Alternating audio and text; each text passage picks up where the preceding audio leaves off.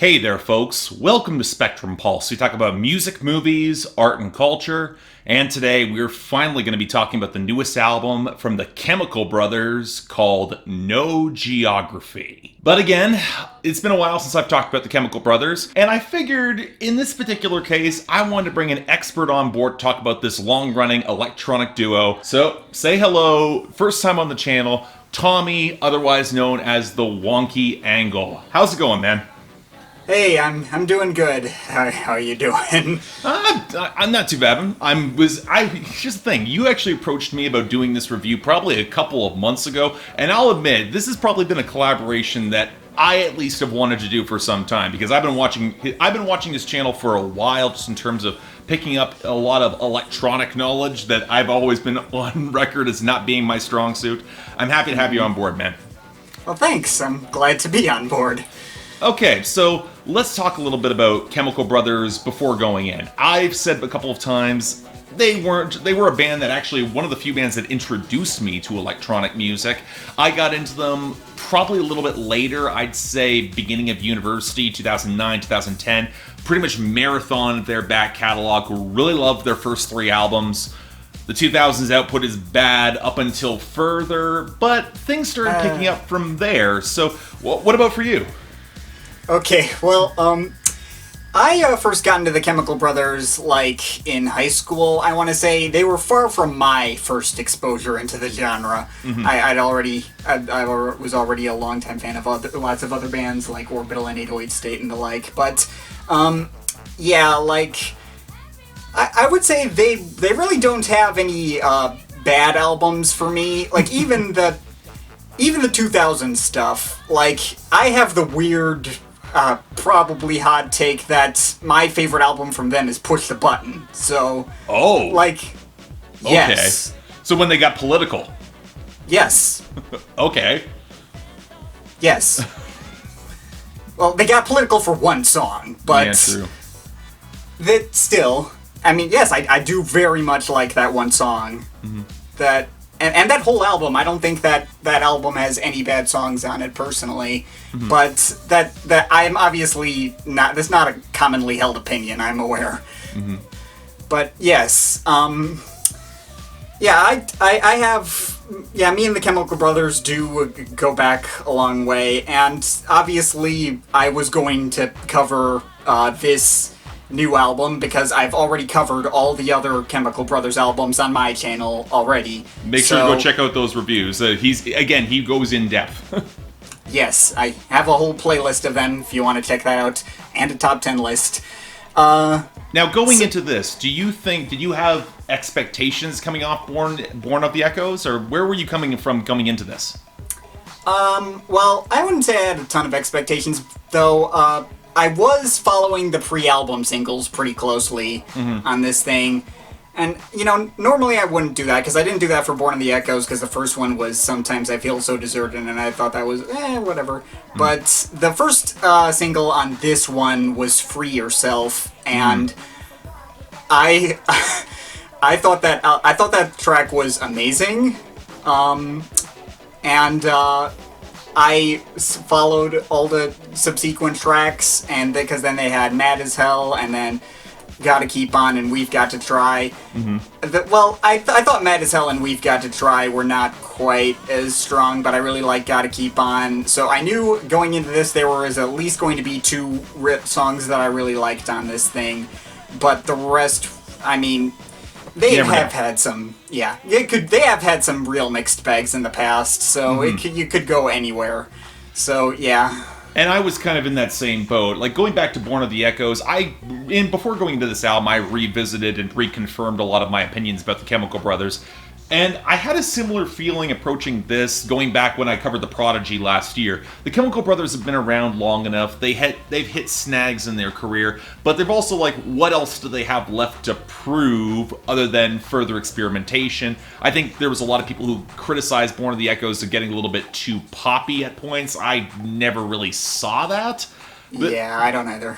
But this particular album, going through it, what was your impressions, just in terms of taking it in? Just as a whole, I will say this album was, just as a whole, honestly a lot better than I expected. Oh, okay. Yeah, I was expecting this to be just kind of a big mess, but it wasn't. It really wasn't that bad. I mean, I honestly had a ton of fun listening to this. So, I would not. Go ahead. Go ahead. I would not be surprised if you're. I mean, I've actually already seen Fantano's review, so I would not be surprised if, like, for instance, you were going to disagree with me on your overall impressions on this. I think overall, though, my opinions have shifted, though, because this is one of those projects I've given a lot of airtime, and I think parts of it have, like, there's parts of it I've loved straight from the jump. I think they're very different than the stuff you might like, and the first impression I immediately got out of this is that it flows a lot better than Born of the Echoes. Mm-hmm. And I think it's got more of a live album feel. I think this could ultimately play better off of a stadium than a lot of the songs that I got off of the past two projects, which I felt a little bit more insular and self-contained. This album has a much bigger sound and focus. Yeah, that sounds about right. Yeah, so I guess we can go into individual tracks. Sure. Now, well, here's the thing. I have to break this right thing, because this is the one criticism I had right out of the gate.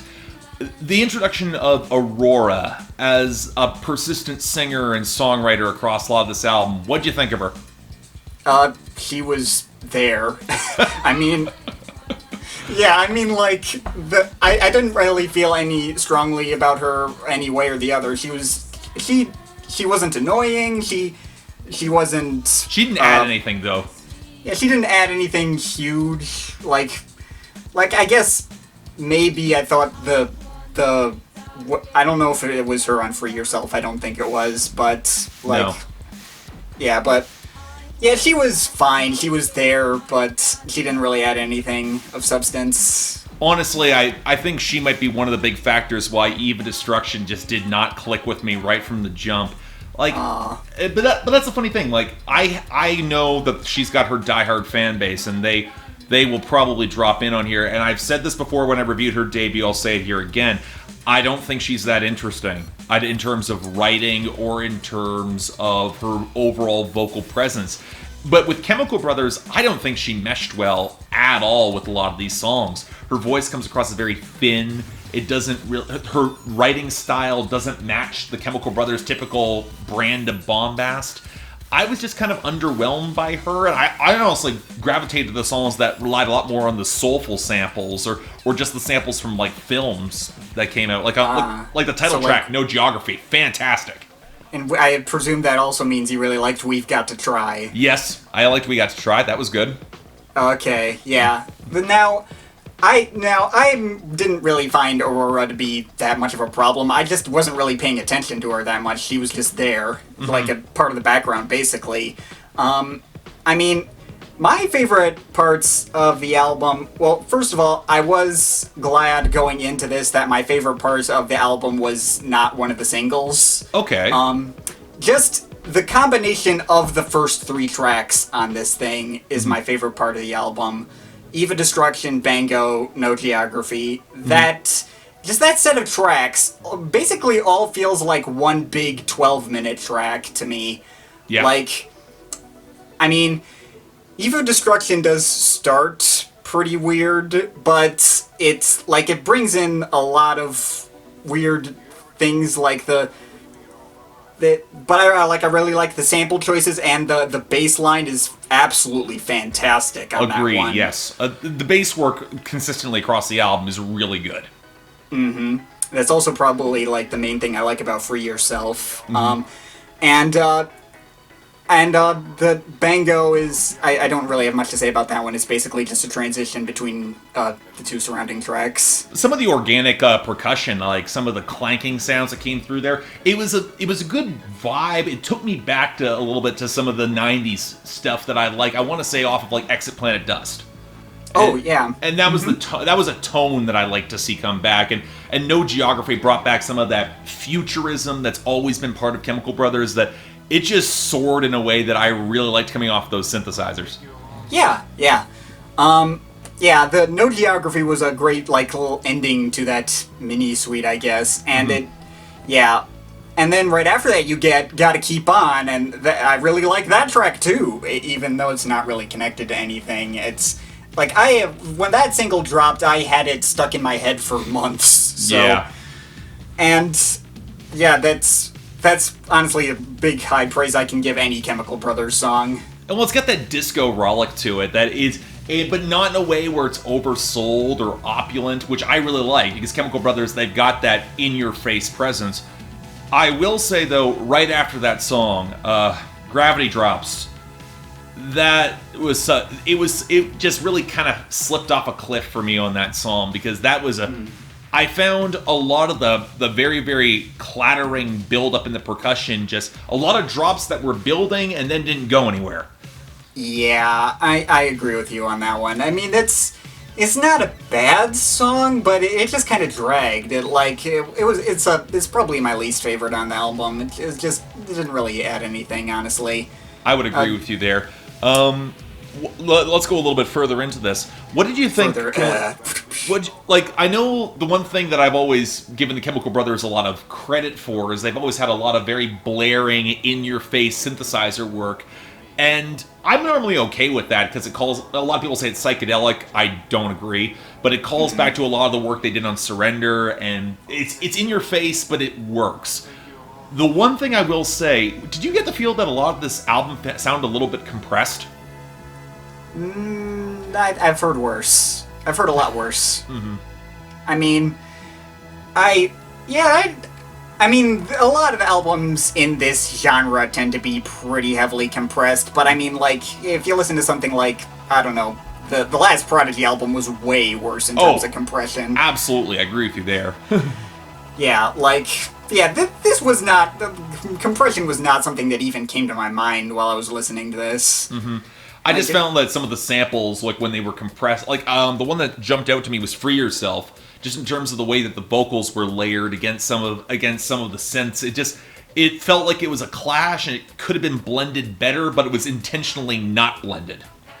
Yeah, I honestly kind of felt like that about Weve Got To Try, because you have this this sample on Weve Got To Try that just the recording fidelity of that sample really calls attention to its being a sample. It's in a way that's, I don't think the Chemicals have always at least made the same. They've always had samples really obvious in their songs before, but they don't usually call attention to it like this, and it didn't really mesh well with the acid house stuff. I think I mean, and then it pitches down for one section midway through, and I don't think even the fidelity of that vocal passage didn't match. Yeah, but I will say that Weve Got To Try when that dropped as a single, I initially did not like it at all, but I will say that's actually probably the one song on this album that has benefited the most from sitting with it this long. It's probably one of my favorites now, because, maybe. But, I mean, I'm still not huge on that first acid house, quote-unquote, drop. The first one, at least. But, it does get better later on once the sample pitches down and you have the alternate drop, and it gets a lot more satisfying at that point. Yeah.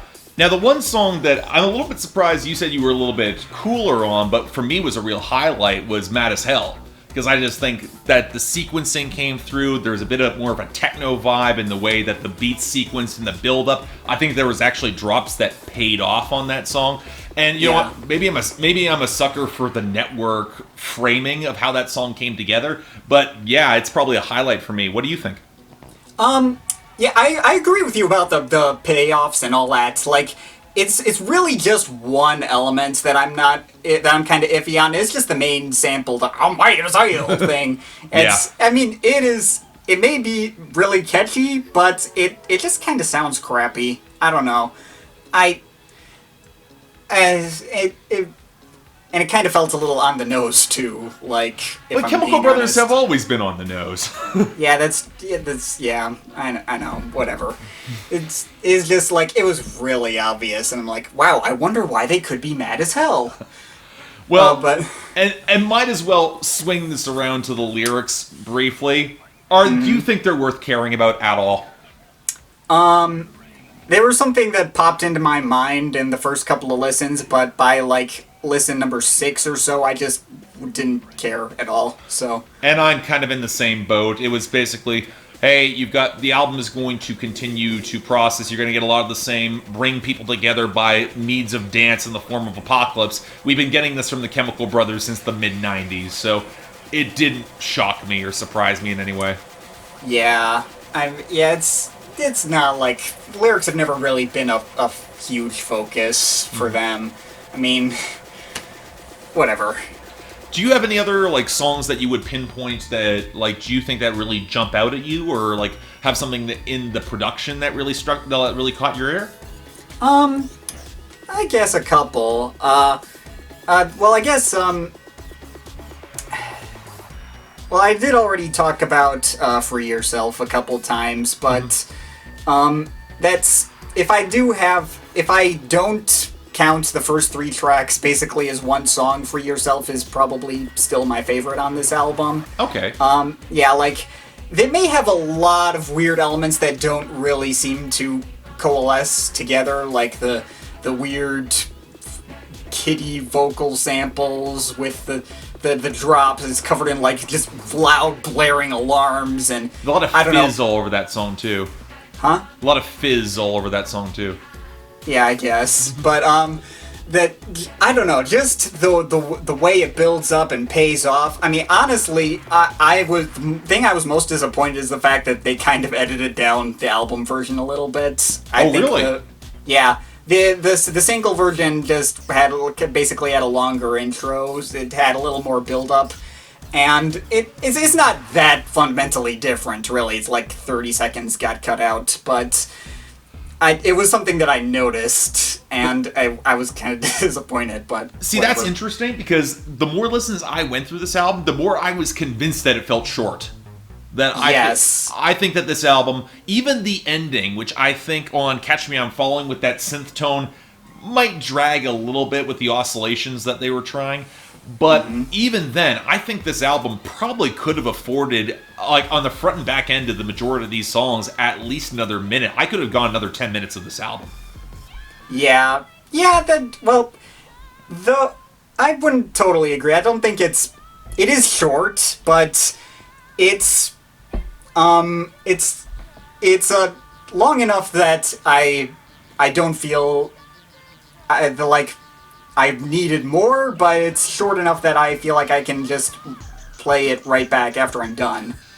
That makes sense. I guess for me, I was sitting there and I'm like, you know what, there's a couple songs here I think could use a little bit more development, or you're going to cycle through a couple of loops that I understand, but you maybe could have done a little bit more to flesh these out, or make one more surprise pivot. Because the other thing with this album is I didn't think I got any surprises on this.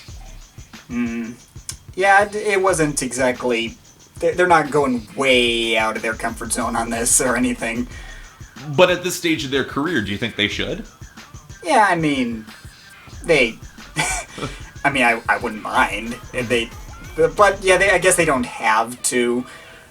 I mean, this album is basically, to me, like, Come With Us done better, sort of. Okay.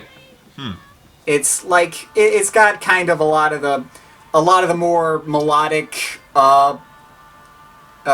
focus. It's focused around like being big, but like Come With Us just didn't really have much of anything in the way of standouts. But No Geography has like 5 standouts at least. Yeah. I think it just lands with a lot more impact, personally. So, okay, where do you see this album, like, where do you ultimately land on it? I basically think that this album is better than Born of the Echoes, but it's not better than Further. I think I really like the whole there may be some weaker moments. I feel like the lower points on this album are probably lower than the lower points on Born of the Echoes, but the high points are a lot higher, and there's a lot more of them. Born of the Echoes basically just had Go, and yeah. Fair enough. I can see that. And I would agree with you on that. Especially, I think this album is a little bit more cohesive overall. It flows a little bit better. I don't know though. I'm still a little bit shying away from calling it a great album. At least for me, I think the Aurora presence just got under my nerves. I just don't think she added as much as another singer could in a lot of the veins and a lot of the points where she was involved. And at the same time, like, it's fun. It ultimately achieved what it set out to do. So I'm going to give this a solid 7 out of 10. Check it out. You're probably going to have a lot of fun with it. Hey, you certainly did. Yes, I certainly did. I personally am overall feeling a solid 8 on this thing. Like, I did have a lot of fun with this. The Aurora did not bother me on any of it. Like, even on something like The Universe Sent Me, I still... all the melodic flares on something like that outdid any overabundance of I Cave In. So, this album, I think, was really, really solid, and one of my favorites from them in a little while. It was definitely good to have, and I've had a lot of fun listening to it. Do you think among the electronic albums that have come out this far this year that this is going to stick around? Actually, yeah, probably. But I don't know how high. Like, at this moment, I think the only other big, huge highlight in electronic music so far is maybe Matmos Plastic Anniversary. That's probably... I think I probably like that album a little more so far this year. But this is not really that far behind, because I like that one for just completely different reasons than I like this. And I'm probably more likely to listen to this one a lot more in the future. This one feels probably a little bit more accessible. It does have those... It has those sweet moments. It has those high points that you can just take outside of the context of the album, and it'll still flow. Right, exactly. Yeah, so... Yeah, this is a very good album, and I would recommend it to all Chemicals fans, although I presume they've all heard it already. Yeah. Well, you never know, especially, and honestly, I'd probably go a step further, and I'd say I'd still struggle to say that it's the good intro point to the Chemicals. I'd still probably say Surrender is the best point to hop on board, but at the same time, I think that there's a lot of people who are looking for this brand of electronic music to come back in that was heralded in the 90s and doesn't feel stale. And I think that says a lot to the band's longevity. I can certainly respect it. Yeah. So, Tommy, where can they find you? Okay, so, you can look me up on YouTube. I'm the Wonky Angle. I didn't cover electronic music, both new and old. I also have a Patreon, patreon.com/The Wonky Angle, I believe, if you want to check that out. And I guess I'm also on Twitter, at 256pi, if you want to check me out there. So, yeah. And hey, if you want to like and subscribe to the both of us, link for Wonky Angle is going to be down in the description below. Also down there, if you want to actually buy or stream the album, highly recommend you do. It's a lot of fun. I also got the poll up there, so where you guys could lay in your own possible opinions on this project, because again, with Chemical Brothers, it always seems to be a little bit divisive where people ultimately fall on what they like. To say the very least. Yeah, for sure. But hey, thanks a lot for coming on board, man. I really do appreciate it. Yeah, and thanks for having me on board. All right. Until next time, we got the Wonky Angle here. I'm Mark, host of Spectrum Pulse, and I'll see you next time.